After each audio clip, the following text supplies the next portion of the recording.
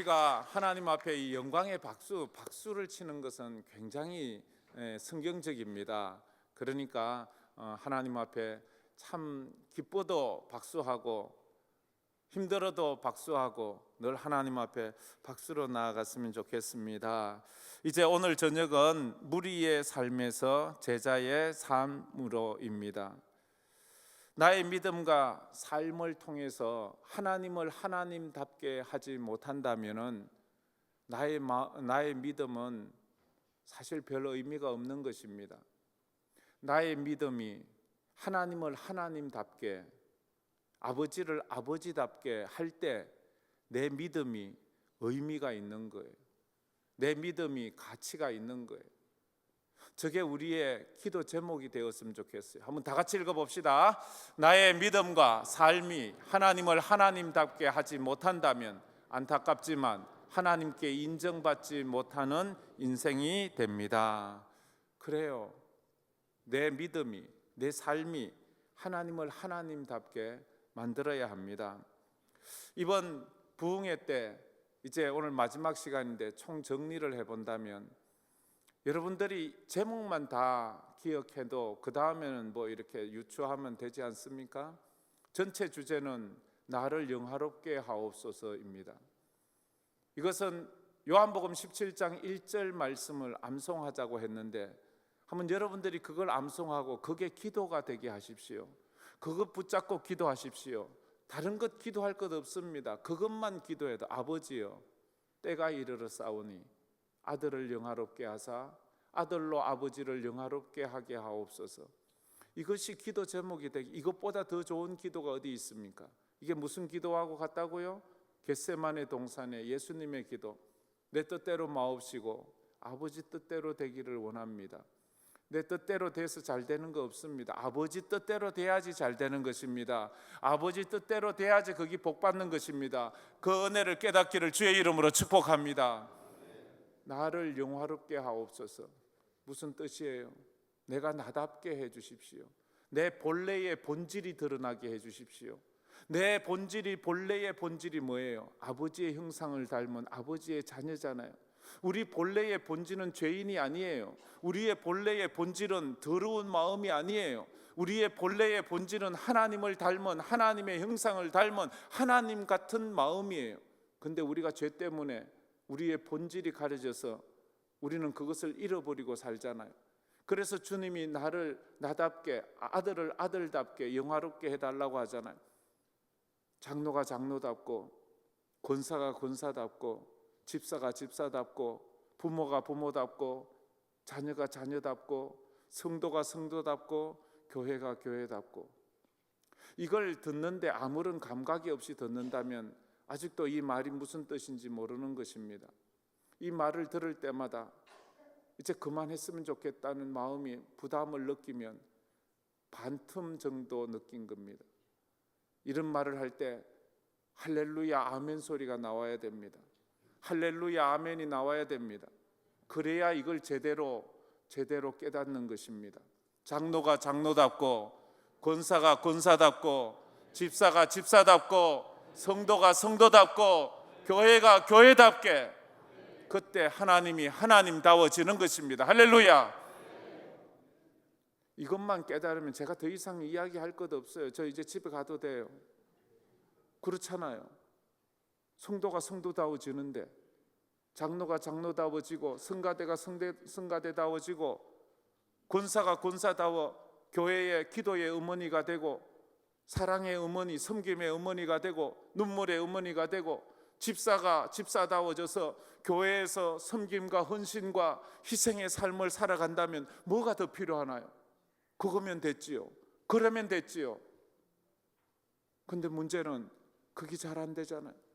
그러기 위해서는 기도가 녹슬지 않아야 돼요. 기도가 녹슬진 않았습니까? 옛날에는 막 방언도 하고, 옛날에는 철야도 하고, 옛날에는 통성기도도 했는데 이제는 녹이 썰어서 기도가 안 나와요. 기도가 막혔어요. 기도가 멈추었어요. 이제 기도가 녹슬지 않게 해야 돼요. 내가 평생에 기도하리로다. 하나님, 제가 평생에 기도하겠습니다.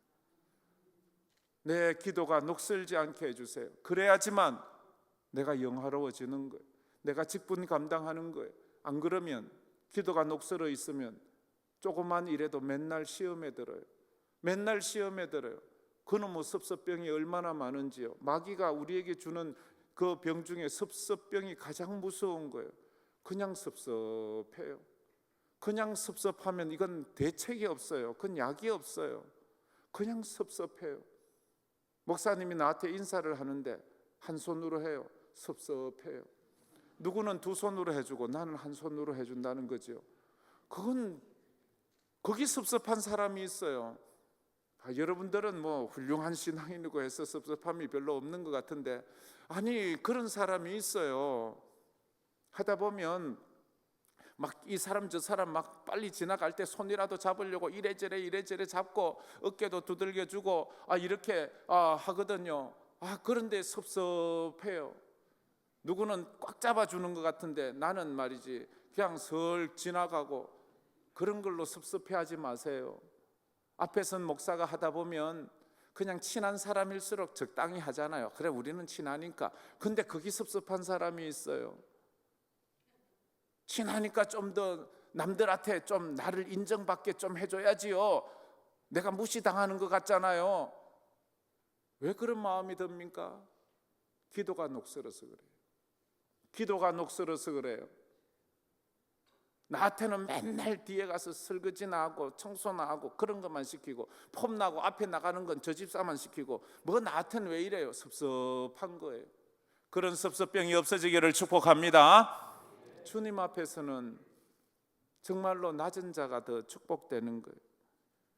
그래서 또 나를 영화롭게 하자면 도망자가 되어서는 안 돼요. 교회에 도망자가 얼마나 많은지 몰라요. 그래서 요즘 도망자가 큰 교회에 다가 있잖아요. 큰 교회 뒷자리에서 아는 듯 모르던 듯 그저 그래도 예배는 드려야 되니까 도망자들이 적당한 교회에 오면 사람이 이렇게 시키고 저거 시키고 이 복잡해서 큰 교회 가면 거의 대다수가 도망자들이 많다잖아요. 도망자의 삶에서 순례자의 삶으로 우리가 바뀌어져 가야 되는 거예요. 내 인생을 주님이 안다고 생각하시면 도망자가 안 되는 거예요. 또 내가 영화롭게 되기 위해서는 야망을 쫓는 삶에서 사명을 쫓는 삶이 돼야 돼. 야망, 비본질적인 것, 영원하지 않은 것을 추구하는 삶에서 사명, 영원한 것을 추구하는 삶으로 나아가야 돼. 야망을 쫓는 사람은 손에 칼을 들고 있습니다. 손에 돌을 들고 있어요. 모세처럼, 사울처럼. 모세는 그가 야망을 쫓을 때 그 손에 주먹을 사람을 쳐 죽였어요. 사울이 사도 바울 되기 전에 그는 돌을 들고 있어요. 스데반을 쳐 죽였어요. 그러나 그들이 뒤에 모세의 손에 지팡이가 들려졌을 때 그 지팡이로 그는 사명의 길을 가고 홍해를 가르고 하늘에서 만나를 내리고 사도 바울의 손에 돌이 내려지고 십자가가 붙잡혔을 때 사도 바울은 그 십자가를 지고 사명의 길을 걸어가는 거예요. 나는 야망을 쫓고 있는가?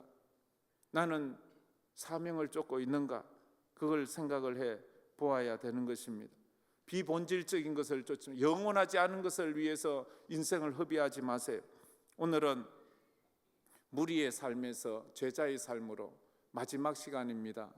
마지막 시간에는 이 말씀을 들을 때 가장 중요한 것이 나한테 적용하세요.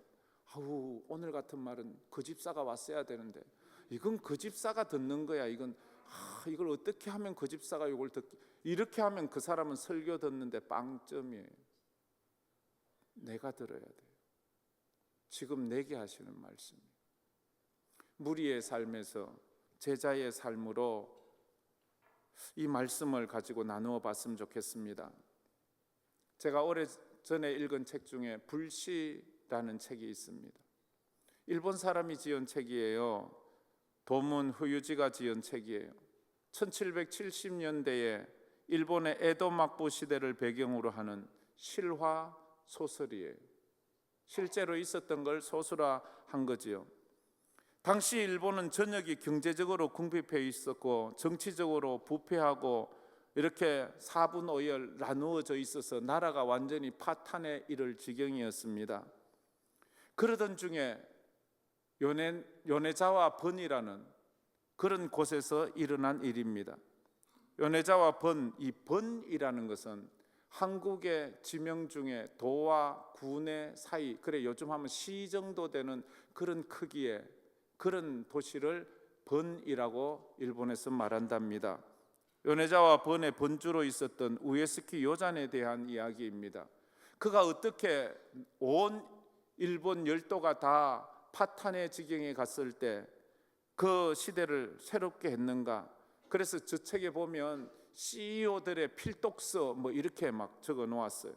그 아주 오래돼 가지고 아마 저 품절이 되었을 수도 있어요. 중고 상에 가서 구할 수 있을지 모르겠어요. 우에스키 요자는 유명하지 않았습니다. 근데 이 사람이 전 세계적으로 유명하게 된 계기는 존 F 케네디가 대통령이 되었을 때 기자들이 존 F 케네디 대통령에게 물었습니다. 대통령님은 누구를 제일 존경합니까? 존 F 케네디 입에서 아주 의외의 이름이 나왔어요. 저는 요네자와 번의 번주로 있었던 일본 사람인 우에스키 요잔을 존경합니다. 그러자 기자들이 도대체 그 사람이 누구지? 그 사람이 누구야? 하면서 알려지기 시작한 사람이 우에스키 요잔이라는 사람이었습니다. 이 이야기는 우에스키 요잔이 17살 때부터 시작되는 그런 소설 이야기입니다. 요네자와 번의 번주가 되면서 17살에 그가 요네자와 번의 번주가 돼요. 그래서 시장 정도가 되는 거지요. 그래서 사람들이 왜 이렇게 어린 사람을 번주로 만드는가 하면 어리석하고 배경도 없고 힘도 없는 그런 허수아비를 세워놓고 밑에 있는 사람들이 자기들 멋대로 휘저으려고 그렇게 17살짜리를 그 번주에 대릴 사이로 앉혀놓고는 자기들이 멋대로 하려고 이 어린 배경도 없는 집안도 없는 학식도 없는 이런 사람을 세운 거예요.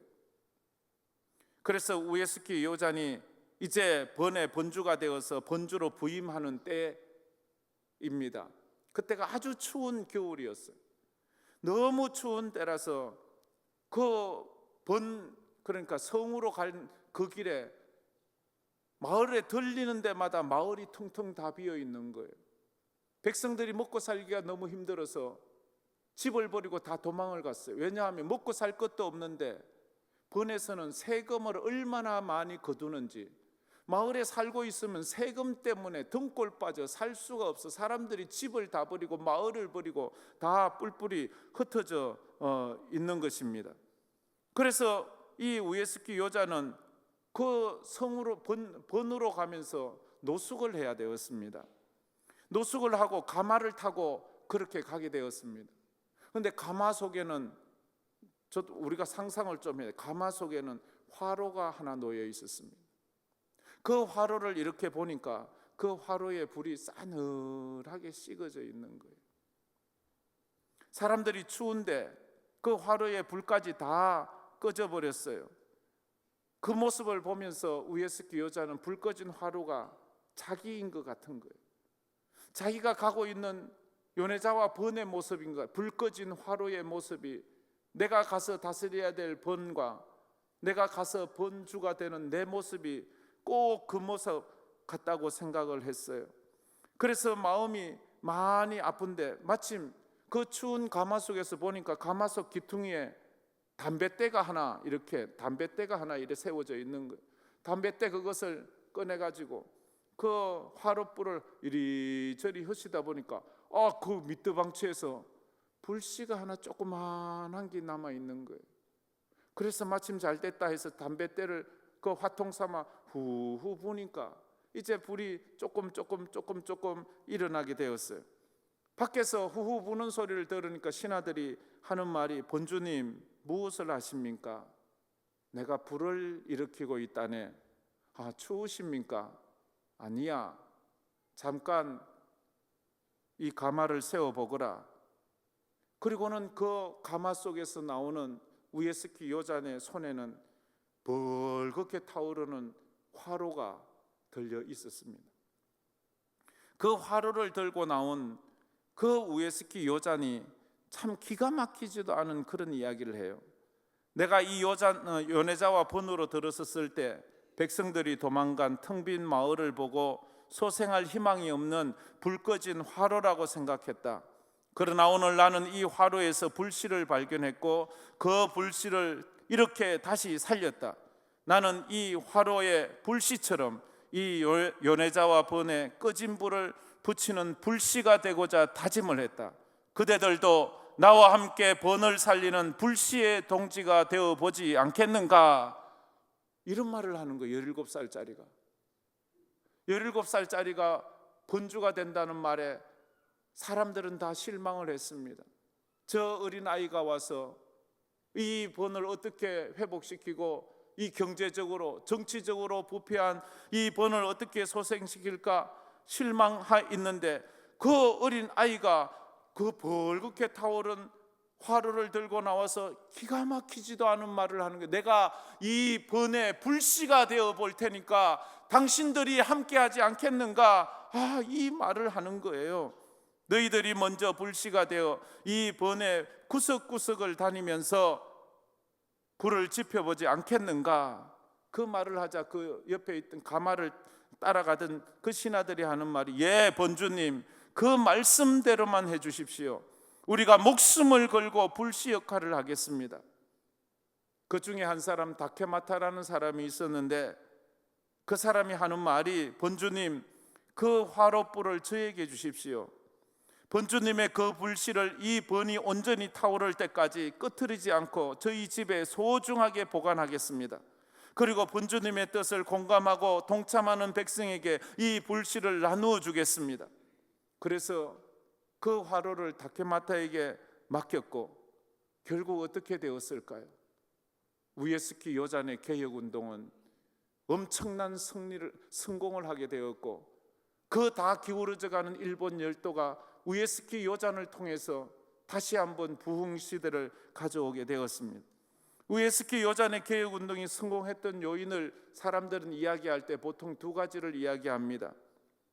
이것은 사회개혁, 사람들의 먹고 사는 것을 변화시키기 이전에 백성들의 마음을 변화시켰다는 거예요. 우리 새마을운동 같은 거지요. 잘 살아보세, 잘 살아보세, 우리도 한번 잘 살아보세. 사람들의 마음을 개혁하고 사람들의 마음을 변화시키니까 사람들이 이제 우리 한번 해보자, 우리도 한번 해보면 될 수 있겠어, 우리 한번 다시 일어서 보자, 이런 할 수 있다는 말, 우리도 불씨가 되어보자, 우리도 한번 불을 지펴보자, 이런 마음이 생겨난 거예요. 이번에 성동교회에 이런 불씨 운동이 일어나기를 축복합니다. 또 두 번째 요인이 뭔가 하면, 우에스키 여자는 번을 잘 살게 하려고 한 것이 아니라 백성들을 잘 살게 하고자 했기 때문이에요. 이게 중요해요. 번을 잘 살게 하려고 하는 것이 아니라 백성들이 편안하고 행복하고 잘 살게 하려고 이 개혁운동을 일으키니까 백성들이 거기에 동참하는 거예요. 내가 이래서 나한테 도움이 될 게 뭐 있어? 그냥 고생만 하고 번주 자기나 배불리는 거지. 이렇게 하면 안 되거든요. 나라가 안전하고 평안하자면 정치인들 지들이나 배불리고 우리는 뭐 사람이 바뀐다고 우리 삶이 바뀌어? 하나도 안 바뀌고 우리는 여전히 힘들고 어려운데 지들만 바뀌고 이런 마음이 생기면 아무도 도와주지 않아요. 그런데 번을 잘 살게 하려고 한 것이 아니라 백성들을 배불리려고 그 개혁운동을 일으켰습니다. 그리고 이 개혁운동이 얼마나 성공했는지 몇 년 후에 요네자와 상거래라는 말이 생겨나게 되었습니다. 요네자와 상거래라는 말의 뜻은 무슨 말인가 하면 우리가 잘 아는 무인 상점의 시초가 되었습니다. 가게의 물건과 그리고 거기에 가격표만 남겨두고 주인은 덜로 일하러 가요. 그럼 사람들이 와서 그 물건의 가격표를 보고 그 돈만큼 바구니에 돈을 넣고 가지고 가는 거예요. 우리가 생각해도 그러면 도둑놈이 다 들고 가지. 그런데 우에스키 요잔의 개혁운동이 얼마나 성공했는가 하면 한 사람도 속이거나 거짓말하지 않아요. 정확하게 내가 가지고 간 그 물건의 가격을 남겨두고 그렇게 가지고 가는 거예요. 그게 일본 사람들의 정직하게 된 계기가 된 거예요. 얼마나 무서운 이야기예요. 우리 교회에 그런 게 있나요? 우리 교회는 그러면 될까요? 정직하게 내가 가격표대로 물건을 놓고 간다. 결국 우에스키 요잔의 불씨가 모든 번으로 번져갔고, 거기 다른 번으로 또 번져갔고, 온 전국으로 번져가기 시작했다는 것입니다. 여러분은 이 이야기를 들으면 어떤 생각이 들었습니까? 뭔가 영감 같은 게 지나갑니까? 아니면 아유 뭐 그런 얘기도 있구나 하는 그 정도로 듣습니까? 제가 이걸 여러 번 이야기 나눈 적이 있어요. 제가 한 번은 이 이야기를 하면서 같이 기도하는데 얼마나 사람들이 우는지요. 얼마나 사람들이 우는지. 지금 우리의 영적인 모습은 제 만남은 불 꺼진 화로 같지 않습니까? 더 이상 피어오르게 할 불씨가 없는 것 같아요. 이때에 기도의 불씨가 있어야 합니다. 예배의 불씨가 있어야 됩니다. 섬김의 불씨가 있어야 됩니다. 니 탓 내 탓 할 것 없어요. 나만 보세요. 나만 잘하면 다 잘 돼요. 나만 바로 서면 다 잘 되는 거예요. 나만 기도 자리 지키면 되는 거예요. 나만 예배 자리 지키면 되는 거예요. 그러면 나로부터 시작하는 거예요. 나로부터 부흥은 시작되고 나로부터 기도도 시작되는 거예요. 내가 제일 중요한 거예요. 그래서 나를 영화롭게 하옵소서 하는 거예요. 자기는 영화롭지 못하면서 남의 눈에 티만 보고 자꾸만 잔소리 해대면 안 돼요. 남의 눈에 티, 자기 눈에 들보, 어떤 것이 더 중요합니까? 이 시간 다른 거 보지만 또 가면 어떤 사람 꼭 전해보니까 그런 사람이 있더라. 야, 요번 강사 목사님이 안 가더나? 니 그래서 되겠나? 니 거긴 뭐 자기 보고 적용을 해야지 왜 남한테 적용합니까? 그걸 그러니까 아직도 성장이 안 되는 거예요. 여러분의 교회에 불을 붙이는 불씨의 동지가 여러분이 되어보지 않겠습니까? 여러분 성동교회의 불씨가 되기를 축복합니다. 한번 따라해 봅시다. 주여, 제가 성동교회의 불씨가 되겠습니다. 진짜입니까? 할렐루야. 저한테 한 게 아니고 하나님한테 하셨어요. 그건 하나님이 물을 거예요. 너 그때 그 말 했지? 너 왜 뭐 하는 거야 지금? 이러면 안 돼요. 다시 한번 하나님 내 속에 불을 일으켜 주세요. 그래야 제가 영화롭게 되고 내가 불씨가 되죠. 하나님 제 기도에 불을 붙여주세요. 하나님 제 예배에 불을 붙여주세요. 하나님 제 섬김에 불을 붙여주세요. 첫사랑이 식었습니다. 첫사랑을 다시 한번 불 붙여주세요. 오늘 우리가 읽은 느헤미야가 그런 이야기예요. 느헤미야는 예루살렘에서 태어난 사람이 아니에요. 바벨론 포로지에서 태어난 사람이에요. 그러니까 느헤미야가 태어나기 전에 이미 유대 나라는 망해서 바벨론에 포로되어 와서 그 부모, 그 조부, 아마 정조부쯤 돼서 그때 정조부나 조부 때에 바벨론으로 포로되어 왔을 거예요. 그는 태어나면서 바벨론에 살았어요. 그래서 그는 유대 말보다 바벨론 말이 더 익숙하고 바벨론의 문화가 더 익숙할 수도 있어요. 그는 그리고 바벨론의 고위 관직이에요. 왕의 술 맞는 관원이에요. 그런데 그가 어느 날 자기 조국의 현실을 듣는 거예요.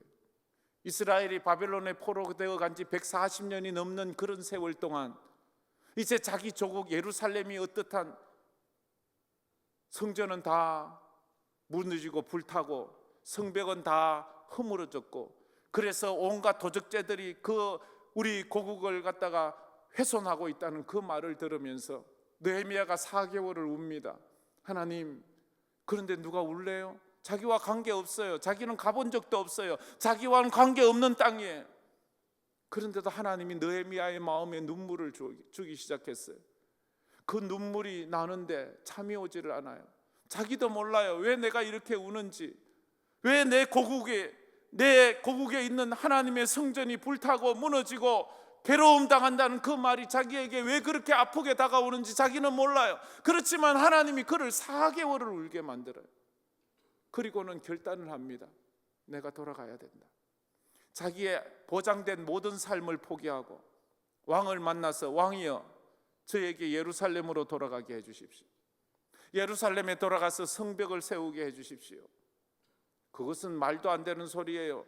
지금 그 왕이 예루살렘에 가서 성벽을 세우는 자는 반역하는 자라고 왕의 칙령을 내려놓았는데, 그 왕의 칙령에 정면으로 반대돼 그 자리에서 칼로 말라 죽어야 되는 거예요.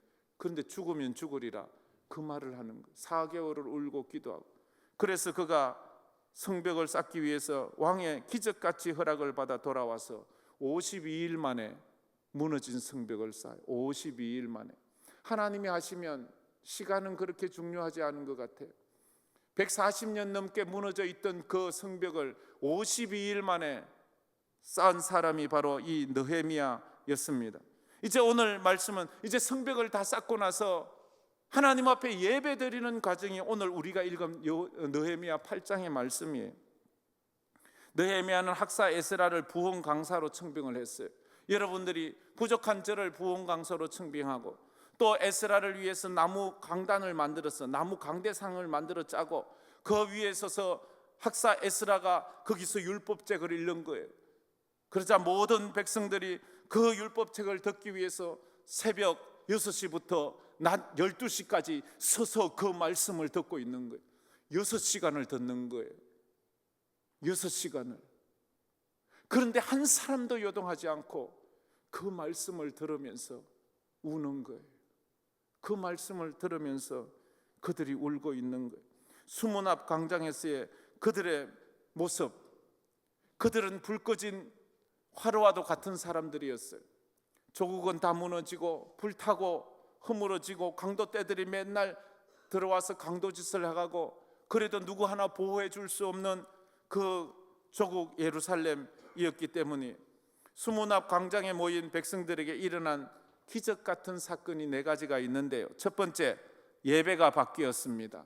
예배가 바뀌었어요. 성도가 제일 첫 번째 은혜 받는 증거는요, 예배가 바뀌는 거예요.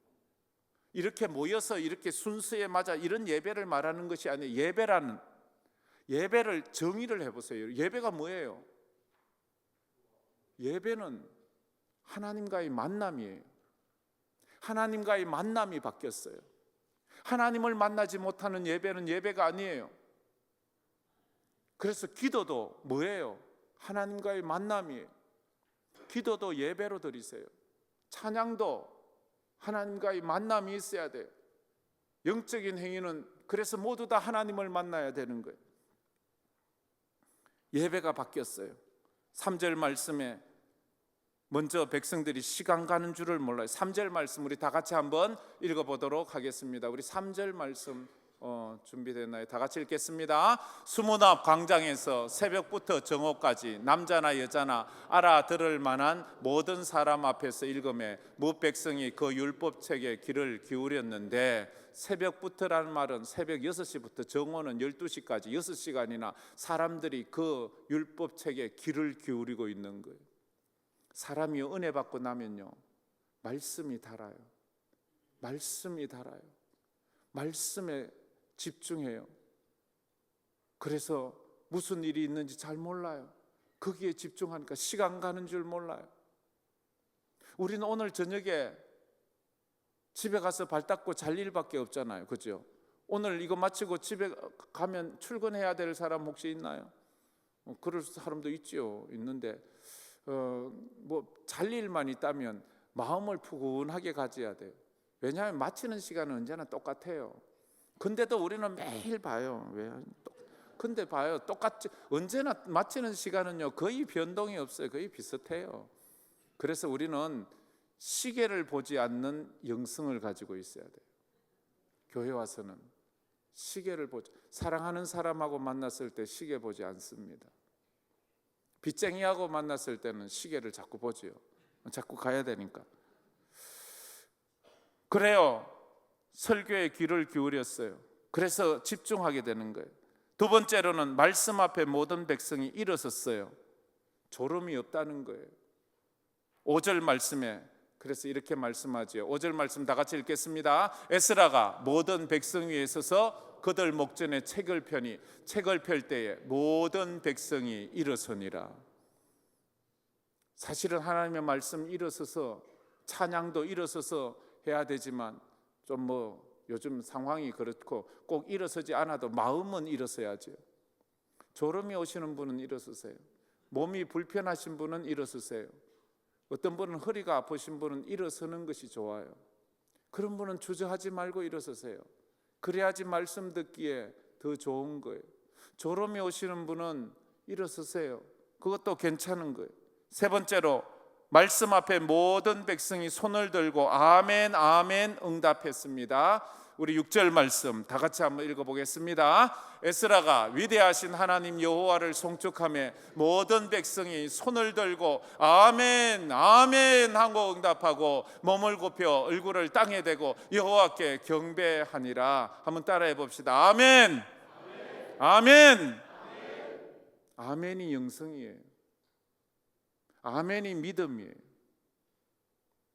아멘이 내 하나님을 향한 사랑 고백이에요. 아멘에 너무 인색하지 마세요. 물론 마음의 아멘도 중요하지만 공동체가 있을 때 아멘 아멘 해보세요. 이단들은 박수도 보통 잘 치는 게 아니에요. 저 김일성이 박수는 얼마나 대단해요. 위에서 이래 내려오잖아요. 이 진짜. 근데 저 이단들 신천지 막 우리는요 배워야 될 게 참 많아요. 그들의 열심을 배워보세요. 비난하지 마세요. 배울 건 배워야 돼요.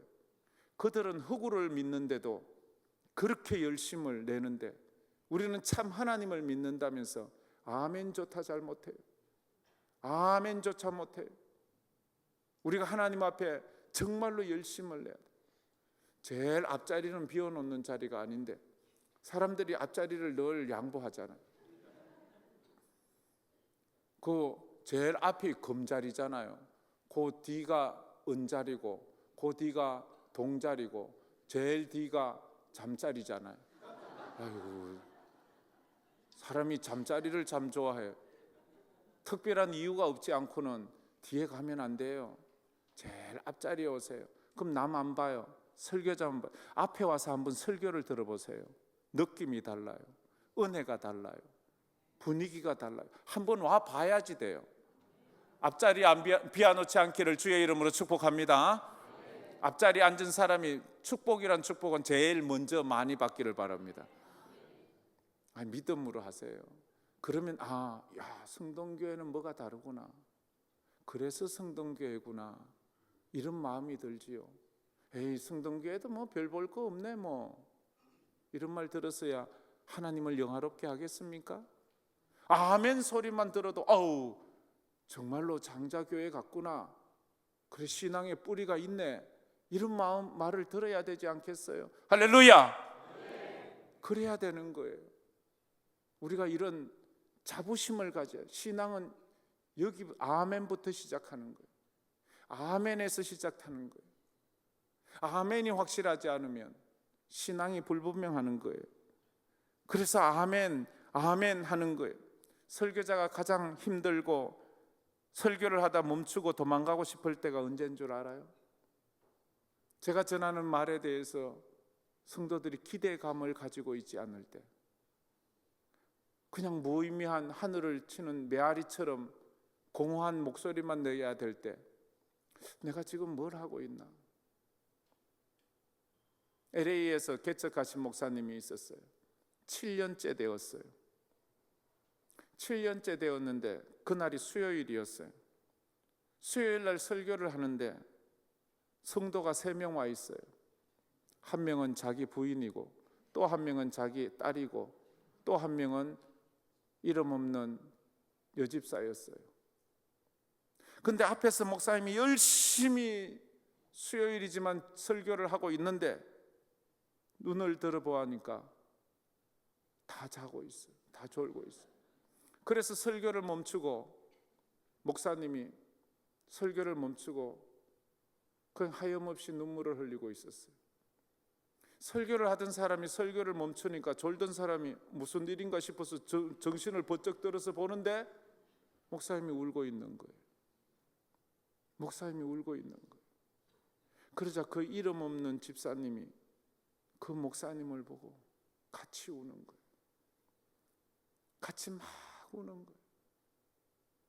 그래서 그때는 그런 식으로 해서 주섬주섬 예배를 마치고 며칠 후에 이 목사님이 그 같이 울었던 그 집사님을 만나서 물었어요.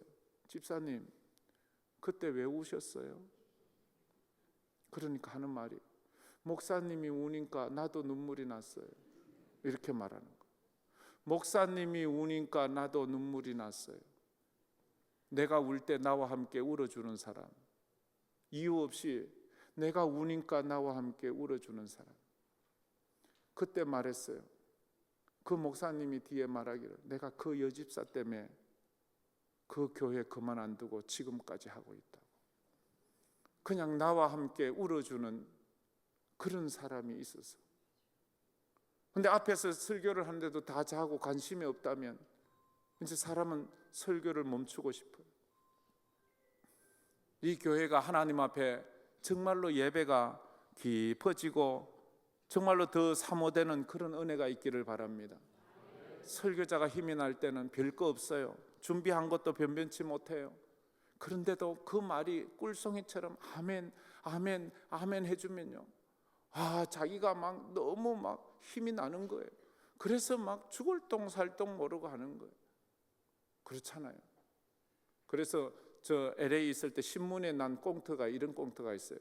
목사님을 빨리 교회에서 내보내고 싶은 그런 방법을 알려줄까요? 뭔데요? 이러니까 목사님이 설교할 때 집중하고 아멘, 아멘 큰 소리를 하고 다 받아 적고 막 목사님 설교 마치면 은혜 받았다고 말하라고. 그러면 그 목사는 자기가 설교 잘하는 줄 알고 죽을 똥 살 똥 모르고 설교 준비하다가 죽어버릴 거라고. 그러니까 목사님에게 막 아멘 아멘 하고 막 은혜 받았다고 하고 막 그렇게 말하는 거예요. 그러면 목사가 죽을 똥 살 똥 모르게 설교 준비하다가 아마 죽는 거예요 그냥. 그런데 목사가 설교 못한다고 가만히 놔두면 목사가 그냥 뭐 적당히 하니까 맨날 잠이나 자고 그러다 보면 뭐 오래오래 살아서 더 고통스럽다. 그때 그 신문에 그런 꽁트가 나왔어요. 설교자들은요 아멘 아멘 하고 그렇게 막 은혜 받는 모습 보면 신이 나거든요. 신이 나요. 그 점에 있어서는 우리 성동교회 우리 성도님들 참 훌륭하신 것 같아요. 참 훌륭하신 것 같아요. 지금 이렇게 저 시골 사람, 이 지방 사람이 왔는데도 이렇게 잘 봐주시고 집중해 주시는 거 보면 너무 감사합니다. 부흥하는 교회는 예배가 다르잖아요. 찬양 소리가 달라요. 아멘 소리가 달라요. 기도 소리가 다릅니다. 불씨가 일어나기 때문입니다. 여러분들이 여기에 마중물이 되시길 바랍니다. 아멘 대장이 되십시오. 아멘 대장. 교회마다 그런 사람들이 가끔 있더라고요. 아멘 대장이 있더라고요. 처음에는 남들에게 좀 불편할 정도로 큰 소리로 아멘 아멘 하니까 사람들이 좀 조용히 하라고 막 그래요. 그건 조용히 시키지 말고요, 그 사람을 능가하게 내가 아멘 해보십시오. 또 기도하면 막 또 별나게 기도하는 사람이 있거든요. 그 뭐라 하지 마세요. 내가 더 별나게 기도해 보세요. 막 방언으로 기도하고 막 하세요. 이 교회는 방언 기도 공적으로 좀 하고 있습니까? 뭐 그건 교회마다 특징이 있으니까. 그러나 할 수 있으면 하세요. 하나님 주신 은사를 마음껏 활용하세요. 그래서 정말로 이 전이 기도의 눈물로 흥건하게 적실 수 있도록 그렇게 하세요. 우리 장로님들 의자 하나씩 맡으세요. 그 의자가 다 눈물로 적시도록 그렇게 기도하세요. 우리 권사님들 의자 하나씩 맡으세요. 그래서 이 자리에 앉는 자마다 은혜 받고 눈물의 기도를 드리고 불씨가 되게 해달라고 그 자리마다 우리 성가대원들 앉은 그 자리에서 눈물 흘리세요. 그 자리 흥건하게 만드세요. 그거 쉬운 거 아니거든요. 그러나 할 수 있어요.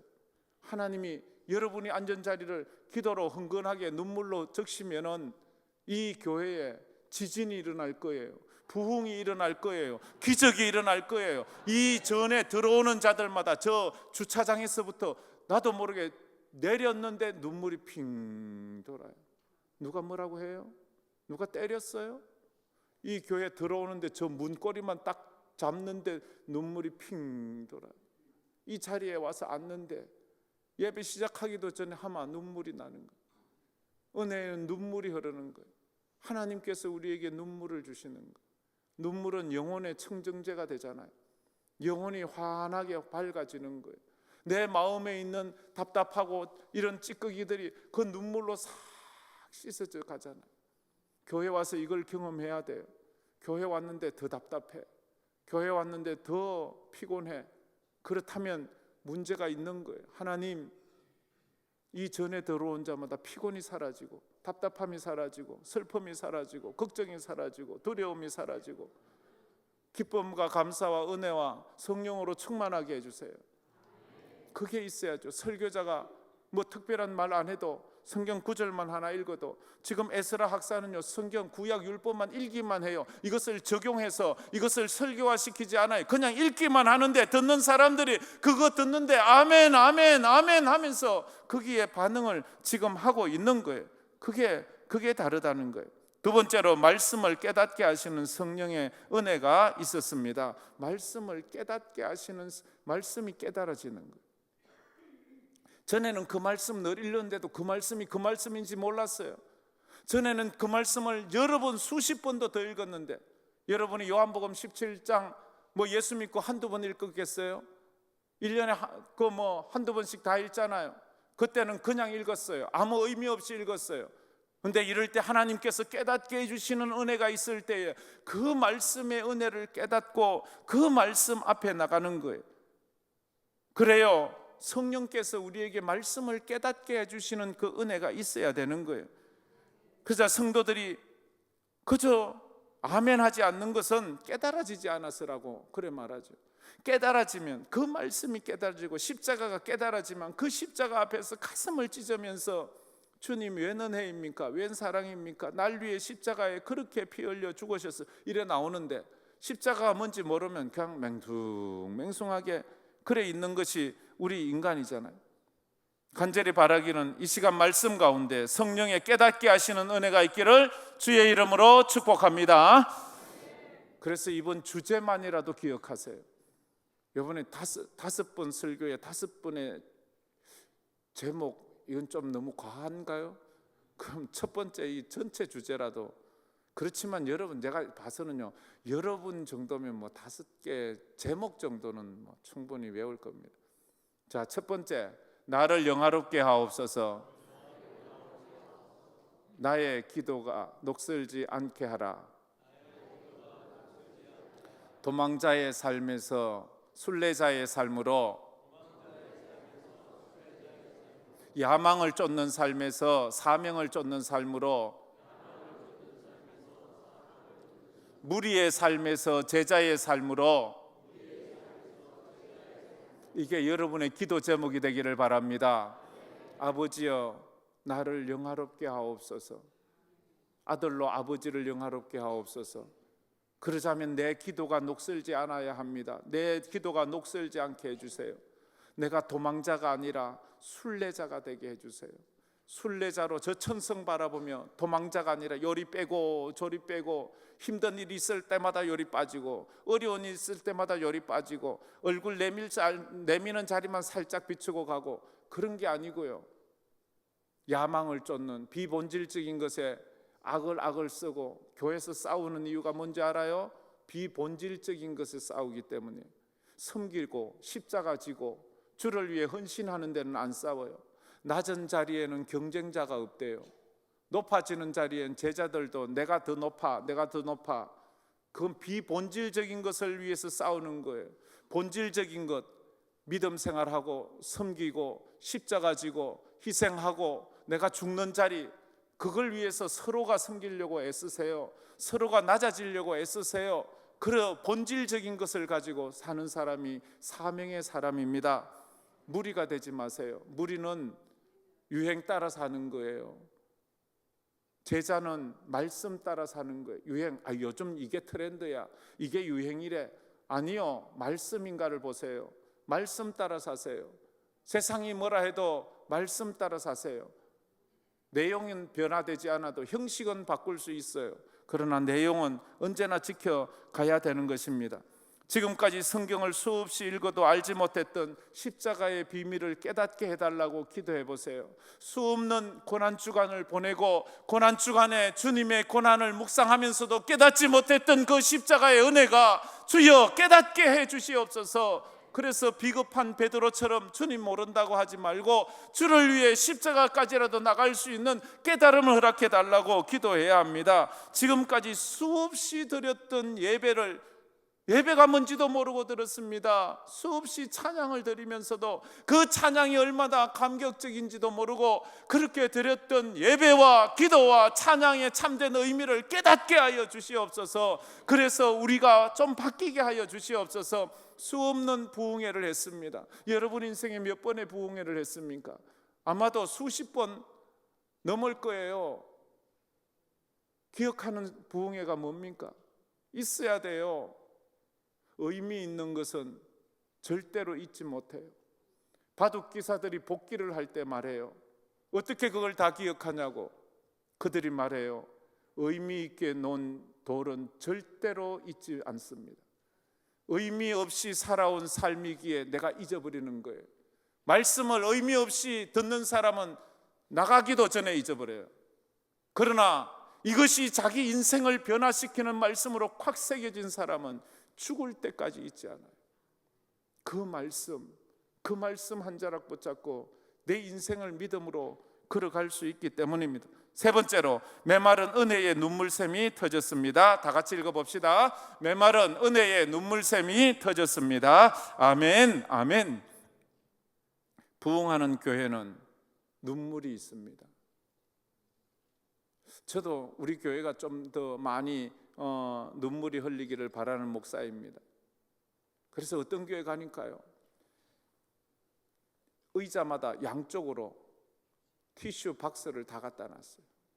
왜 이래 티슈 박스가 많아요? 이러니까 교인들이 하도 울어가지고 눈물 닦으라고. 자리마다 양쪽 코너에 다 있는 거예요. 정말로 하나님 앞에 그렇게 기도해야 돼요. 한번 앉으면 땀을 내든 눈물을 내든 아니면 피를 흘리든 한번 뭐가 흘릴 때까지 그냥 한번 기도해 보세요. 진짜지 하나님, 그러면 성동교회가 될 거예요. 양반 족보만 붙잡고 자랑하는 것처럼 그런 거 자랑하지 마세요. 우리의 예배를 자랑하세요. 우리의 기도를 자랑하세요. 우리의 섬김을 자랑하세요. 과거의 일은 그게 무슨 의미가 있나요? 지금의 우리의 하나님을 향한 열정을 우리가 자랑해야 되지 않겠습니까? 예배 시간에 정말로 은혜의 눈물을 우리가 진하게 흘려야 됩니다. 그게 9절에 있지요. 9절 말씀 우리 다 같이 한번 읽어봅시다. 백성이 율법의 말씀을 듣고 다 우는지라. 여기까지만 봅시다. 백성이 율법의 말씀을 듣고 다 우는지라. 율법에 무슨 슬픈 이야기가 있는 건 아니에요. 그저 하나님 사랑하라는 이야기가 있어요. 백성이 율법의 말씀을 듣는데 우는 거예요. 막 우는 거예요. 우리가 하나님의 말씀을 들을 때 성령께서 내 중심에 찾아오시면 성령께서 내 중심에서 눈물을 주세요. 말할 수 없는 탄식으로 성령께서 나를 위해서 우시는 그 눈물을 보면 내가 그 주님 때문에 나도 또 울게 되지 않겠습니까?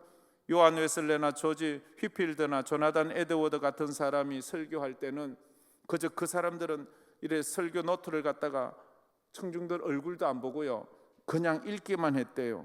그냥 읽기만 하는데 청중들이 소리친대. 제발 그만 좀 읽으라고, 제발 좀 그만 좀 읽으라고 하면서 막 통곡을 하는 거. 그게 우리에게 은혜의 눈물이 있어야 돼요. 수문 앞 광장에 모여있는 느헤미야와 에스라 앞에 있는 그 백성들이 꽉 성전 마당에 모여서 그들이 율법을 들으면서 거기서 눈물로 통곡을 하는 거예요. 말씀 앞에 통곡을 하는 거예요. 여러분이 가장 최근에 울어본 적이 언젠가요? 언제 여러분이 울어보았나요? 드라마보다 울었죠. 그런 거 말고 교회 와서 기도하다가 말씀 듣다가 하나님 생각하다가 하나님 내게 눈물을 주세요. 영적인 안구 건조증이 걸린 것처럼 그냥 그 눈물이 없어요. 나이가 많으면 눈물이 없나요? 아니요. 남자는 나이가 들수록 눈물이 많대요. 저는 뭐 그걸 어느 정도 동의해요. 뭐 안 하는 사람도 있겠지만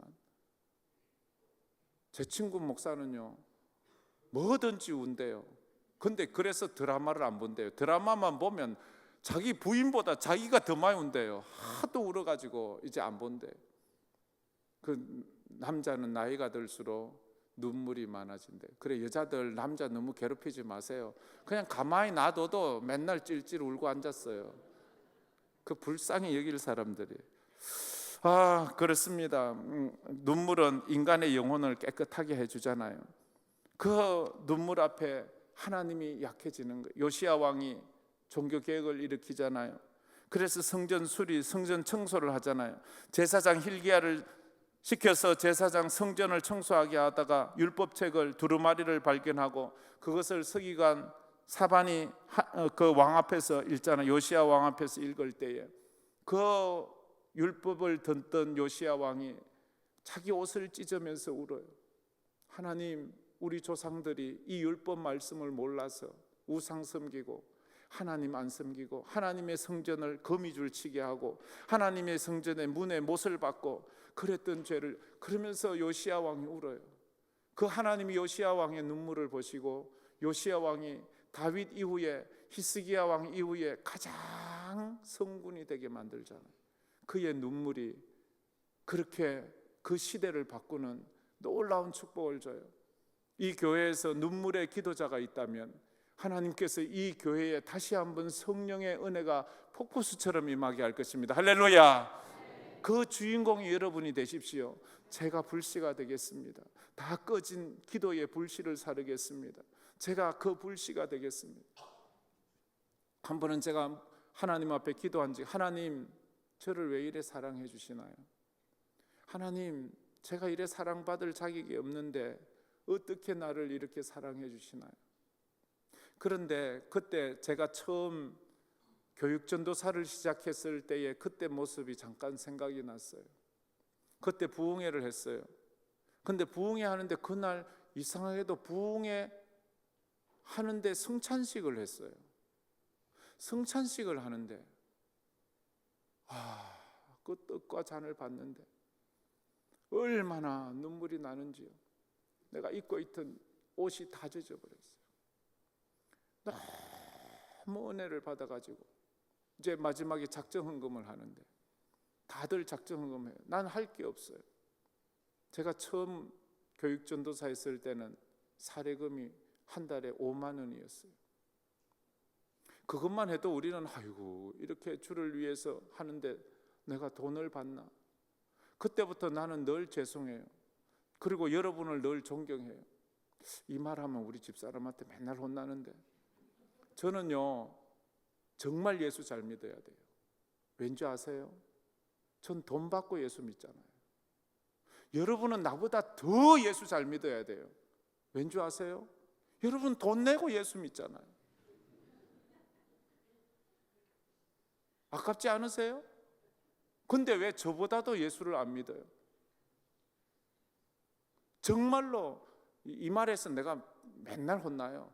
그런 목사가 경박하게 그러면 사람들이 이렇게 말하는데 새겨서 들으시면 이게 얼마나 그런지 몰라요. 그래서 그때 제가 1년치 내 사례금을 하나님 앞에 드렸어요. 들으니까 목사님하고 장로님이 난리가 났어요. 교육전도사 뭐 그래도 합의도 안 되는 그 돈을 주는데 그것까지 다 드리면 어떻게 하나. 근데 저 김전사가 뭐 집안이 좀 넉넉하네. 알고 보니까 완전히 뭐 상거지인데 아무것도 없는데, 근데 너무 막 은혜를 받으니까 주체할 수 없어요. 그냥 다 드렸어요. 하나님 앞에, 우리가 하나님 앞에 정말로 이 불씨가 좀 돼야 돼요. 그러니까 사람들이 막 도전을 받고 새로워지는 거예요. 오순절 마가다락방에 성령이 임하기 전에 10일이 걸렸잖아요. 그때 마가다락방에 120명 정도의 사람이 모여서 부르짖어 기도하면서 무슨 기도를 했을까? 부자 되게 해주세요, 병 낫게 해주세요, 오래 살게 해주세요, 내 자식 잘 되게, 이런 기도는 하나도 안 했을 거예요. 예수님 승천하시고 모여서 그들이 성령을 기도해요. 성령 내려주세요, 성령을 부어주세요. 성령을 받으려니까 자기 죄가 생각이 나는 거예요. 50일 전에 예수님 부인했던 죄, 50일 전에 예수님 모른다고 했던 죄, 예수님 저주까지 했던 죄, 베드로가 통곡하고 주여 내가 예수님 모른다고 했어요. 50일 전에 그랬어요. 예수님 부활하고도, 예수님 부활한 거 보고도 갈릴리오스에 가서 고기나 잡고 있었어요. 주여 나를 용서해 달라고 그렇게 가슴을 치는 거예요.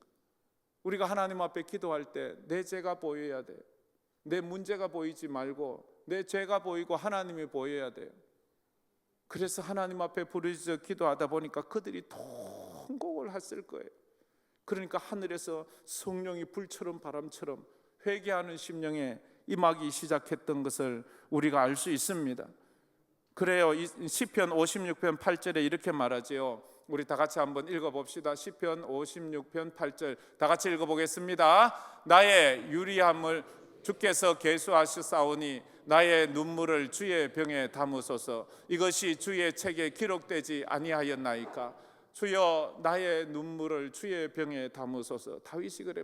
주여 나의 눈물을 주의 병에 담으소서. 다윗은 하나님 앞에 힘들고 어려면 울어버려요. 다른 거 없어요. 그냥 울어요. 그냥 우니까. 하나님은 눈물에 약하거든요.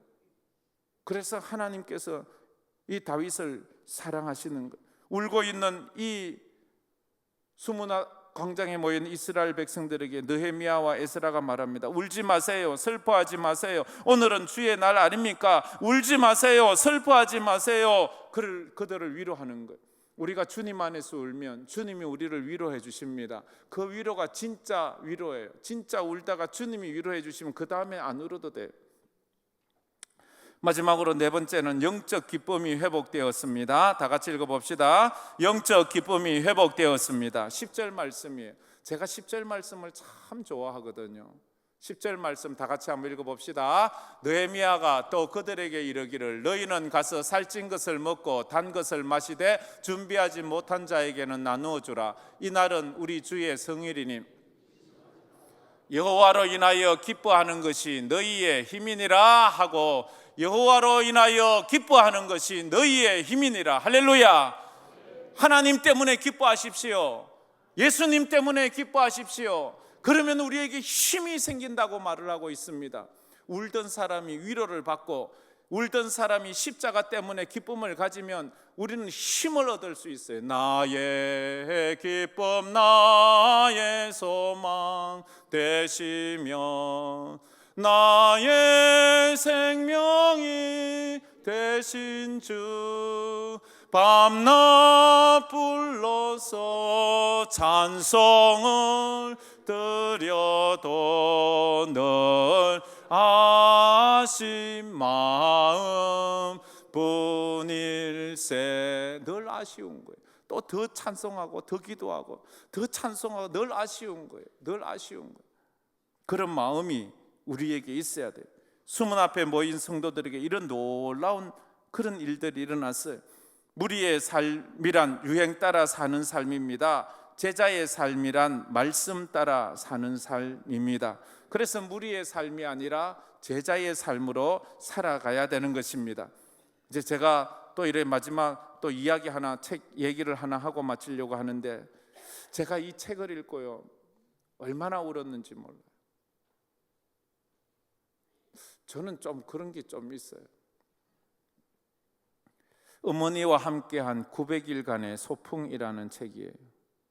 어머니와 함께한 900일간의 소풍. 참 충격적인 이야기예요. 저 중국 사람 왕일민이라는 사람이 지은 책이에요.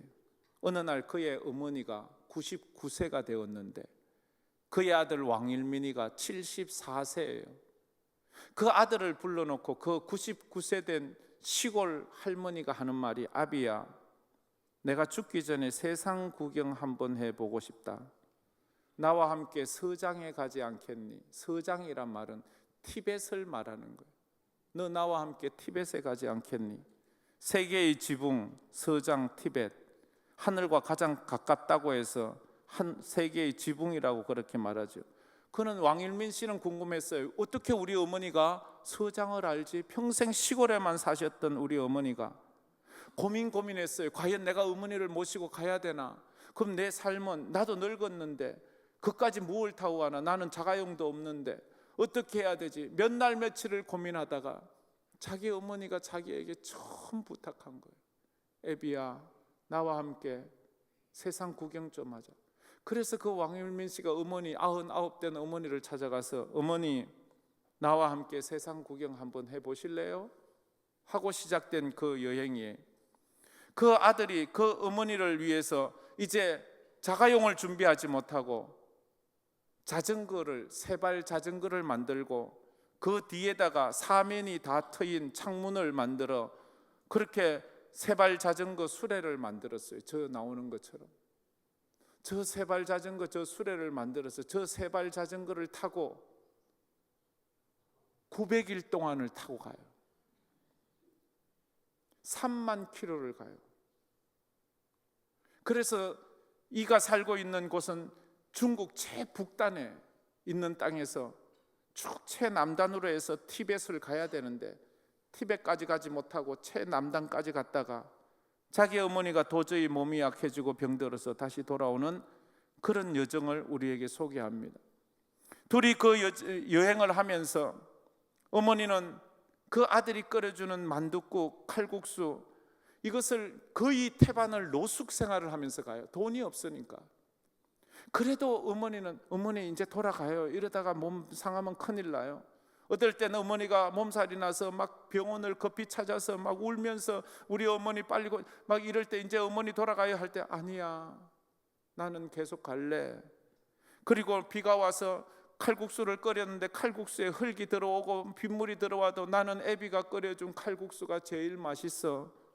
그러면서 그 어머니는 창밖으로 보여지는 세상을 보면서, 와, 세상이 이렇게 넓구나.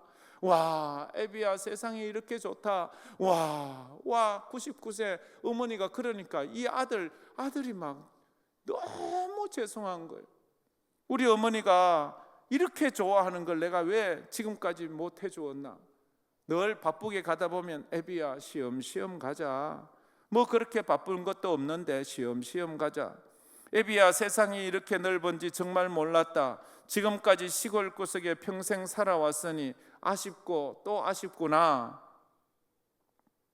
몸이 아파서 어머니 걱정하며 돌아가자는 아들에게 그 어머니가, 이젠 안 아플게. 이젠 안 아프면 되잖아. 이젠 안 아플게. 그래서 그들은 최남단에 이르렀을 때 너무 어머니가 쇠약해져서 더 이상 가지 못하고 거기서 돌아오게 됩니다. 900일간 3만 킬로를 그렇게 자전거를 타고 갔어요.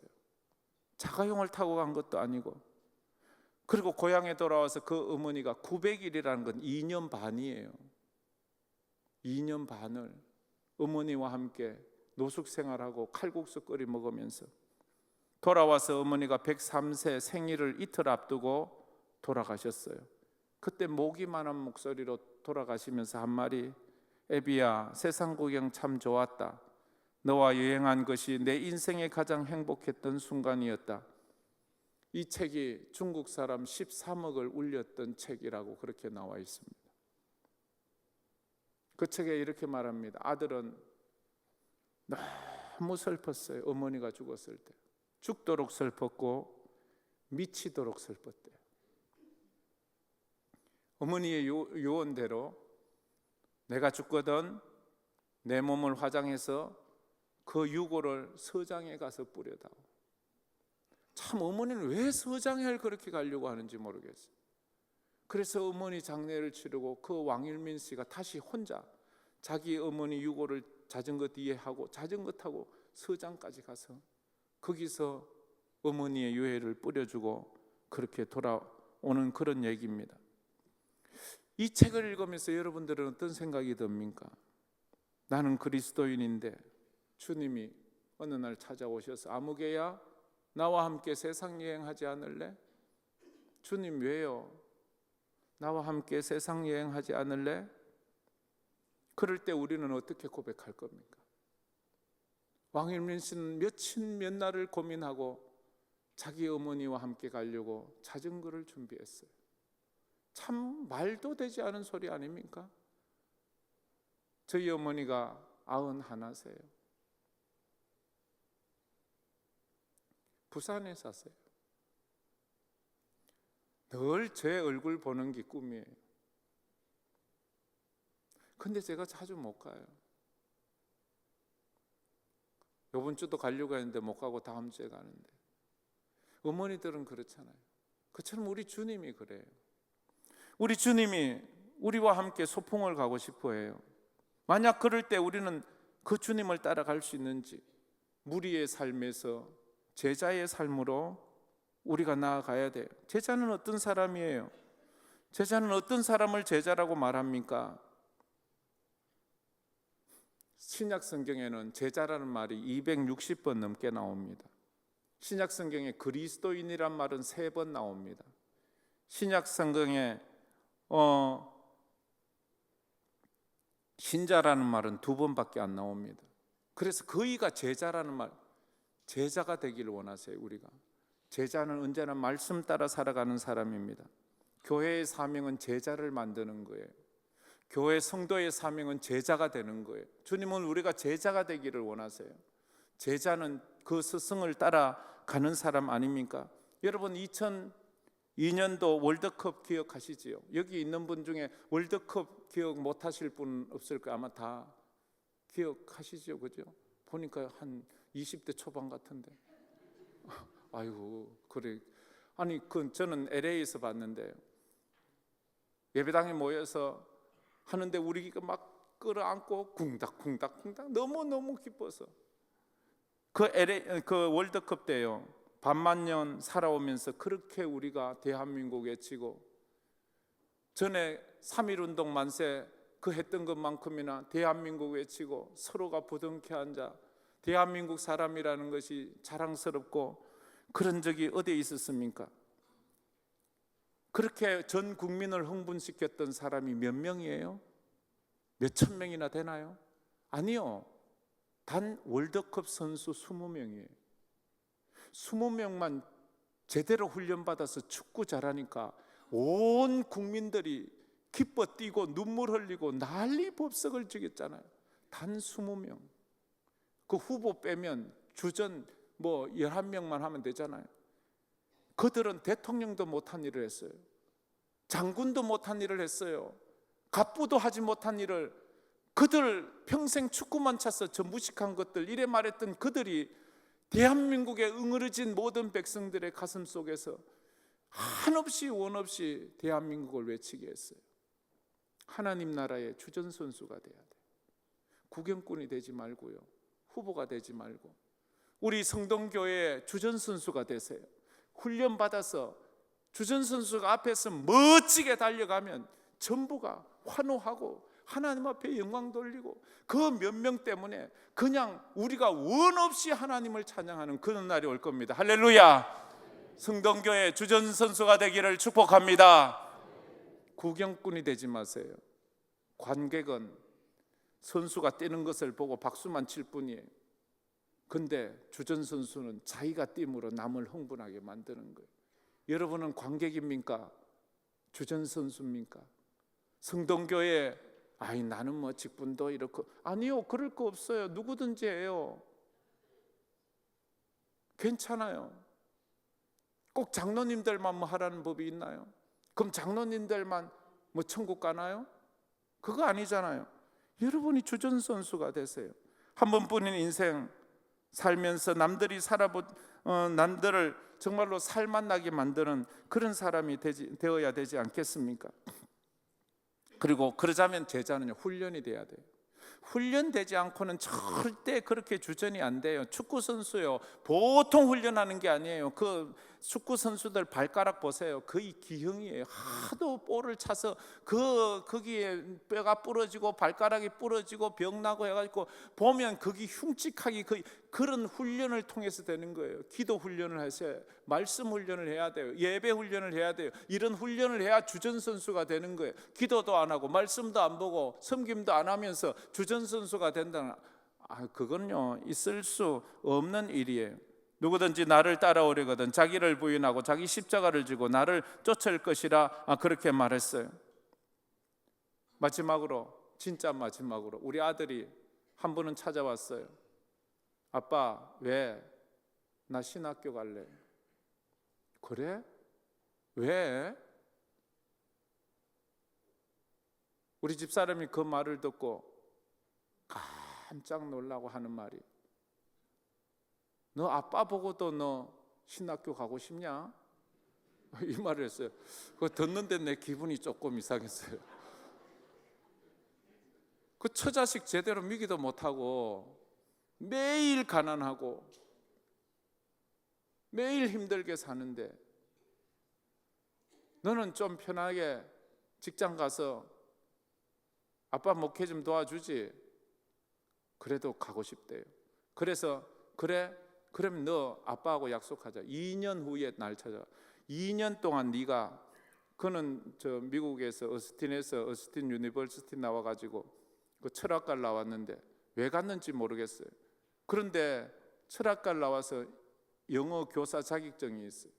그래서 고등학교 영어 교사를 2년 하고 오면, 그때도 마음이 변하지 않으면 오라고 그랬어요.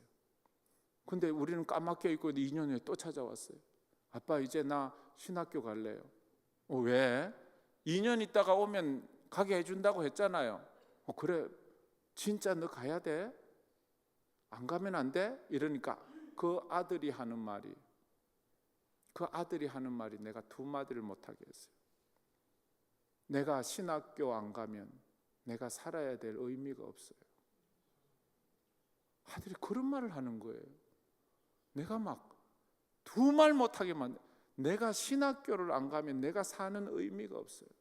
내가 중학교 때부터 신학교 가려고 이렇게 준비했고, 내가 아무도 안 가는 철학과를 간 이유가 목사가 되려고 갔어요. 그렇게 말하는 거예요. 그걸 어떻게 말려요? 그래서 지금 목사 안수를 받고 지금 텍사스 어스틴에서 또 잘 사역을 하고 있어요.